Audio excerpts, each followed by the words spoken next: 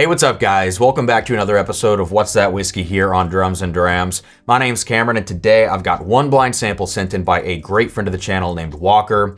And while I get this poured out, I will go ahead and remind you guys that the entire point of this What's That Whiskey video series on the channel is for me to kind of test my blind tasting abilities.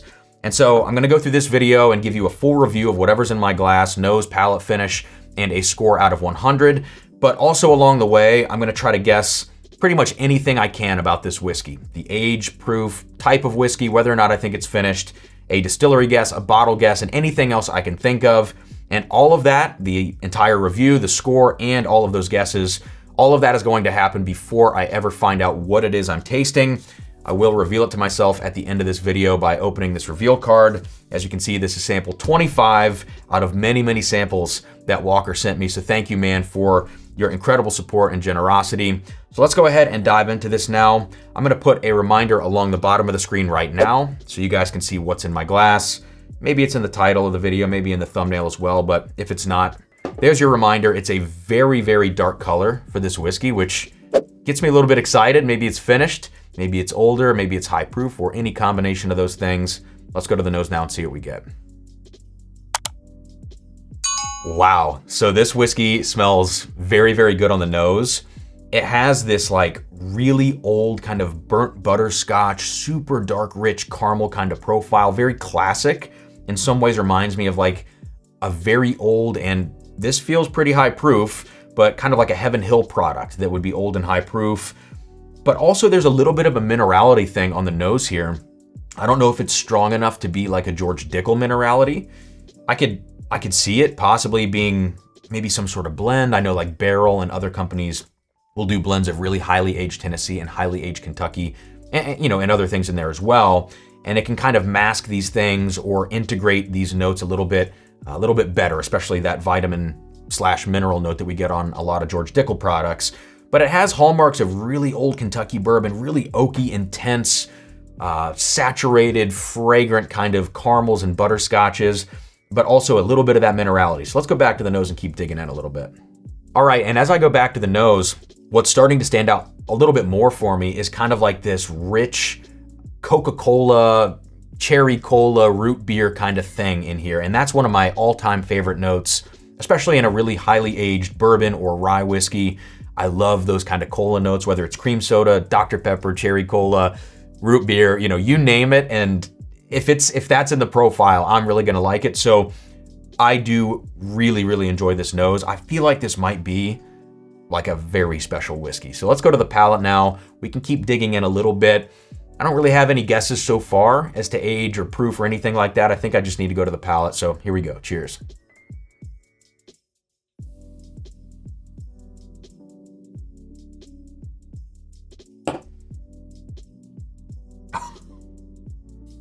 Holy crap. So this is my first sip of whiskey for the day. So I'm not gonna use this sip as my kind of barometer for proof, but I can firmly say that I was not prepared for just how intense that was on the palate. That is a significantly high proof, at least it feels like. It's extremely dense, very, very concentrated, but it also has quite a bit of spice. So here's the deal. When I'm thinking about age on a whiskey, especially in a blind tasting like this, the age can sometimes come off obviously as far as the oak profile of the whiskey. If you get just a ton of oak, a ton of like really old antique oak or antique leather, any of those kind of notes, furniture polish, varnish, those kinds of notes, that can be a dead giveaway. And that's in a profile sense. But also if you think about the texture and the drinking experience and the mouthfeel of the whiskey, that can also kind of clue you in a little bit, because as a whiskey matures, it will usually take on a heavier kind of mouthfeel, a heavier profile on the palate. And this, while it does have a really high proof, it also has a lot of heaviness on the palate. But the thing is, the one contradictory aspect of the whiskey for me is that there's also a ton of spice.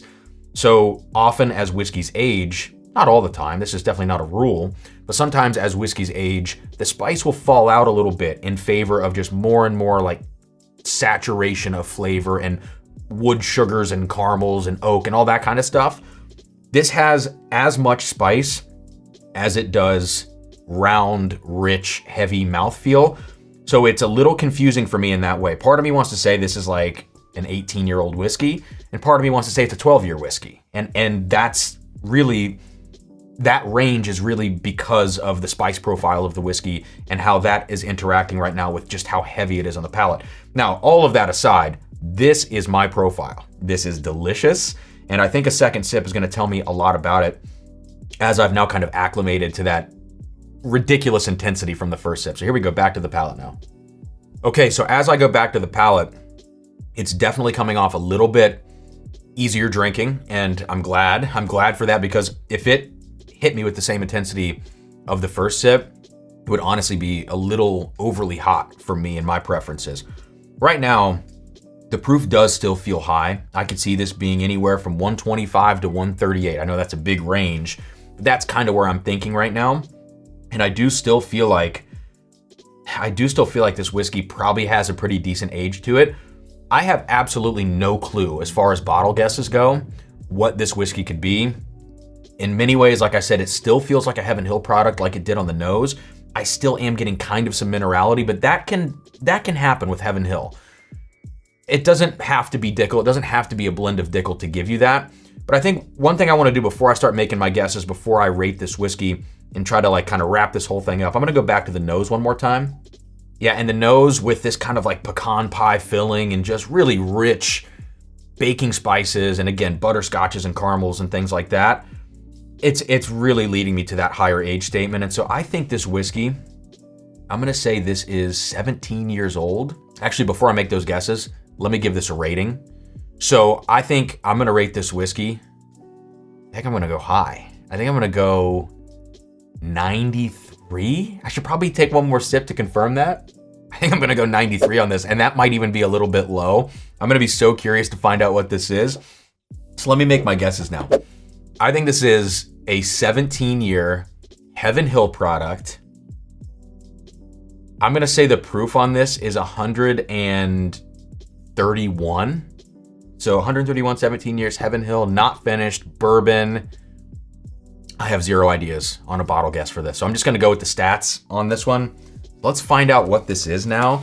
If this is like a 12-year, like Elijah Craig barrel proof pick or something, that would be pretty cool, because this is awesome. This is a really stellar whiskey. Let's see what we've got here, guys.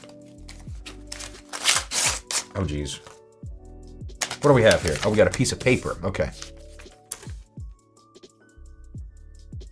Whoa. Oh my gosh, this is crazy. Number 25 Butcher's Bourbon. So this is what the sheet looks like that I've got. I mean, you've seen this on the screen already, but what are we dealing with here? Okay, so 149.1 proof. I would have never guessed 149. I mean, off the first sip, definitely would have guessed something crazy, but second sip, it didn't come off like that. Dude, what is going on? All right, it's 12 years old. So this thing is masquerading as an older whiskey, which does make sense. I said it's got so much of this spice, you know, even though it's got the heft, it's also got the spice. It was a younger product. Distilled in Tennessee. It says Old Tennessee Distilling Company, formerly Thunder Road Distillery. So what I wonder is this not Dickel? If this is not Dickel, which I mean, the proof point would be crazy for Dickel. It would have to be probably aged somewhere else, I would think. Old Tennessee Distilling Company, formerly Thunder Road Distillery. I'm gonna have to look this up because I don't have any idea exactly what this is. It's a single barrel chosen by the Dark Spirit Society. 2019 release, 149.1 proof, barrel 72, blend of heirloom corn, malted barley, and rye from a Tennessee farm. And then it says cask strength. Yeah, obviously, 149.1, definitely cask strength. This is, I mean, I don't even know what this is, and it's amazing. So this is the kind of stuff that Walker has in his collection. He has an amazing collection, and like a true connoisseur as far as like finding amazing single barrels and just amazing kind of off the beaten path stuff, as well as all the classic favorites that are just incredible. And this is an example of something that I'm gonna have to do some research on. If this ends up being like source Dickel or something, even though it's kind of telling me all these heirloom corn, I don't know, but if it is sourced Dickel, I would actually believe that because it has a little of that minerality on the profile, but that could also just be the proof point. That could also be like the heirloom corn that they're talking about here. So if I find any more information about this, I'll put it in the description of the video. I don't want to cloud up the screen with graphics and stuff, but Walker, thank you, man. An absolutely incredible pour. I can't wait to have my wife, Sarah, try this and see what she thinks. So that's going to do it, guys. Cheers, and I'll see you next time here on Drums and Drams.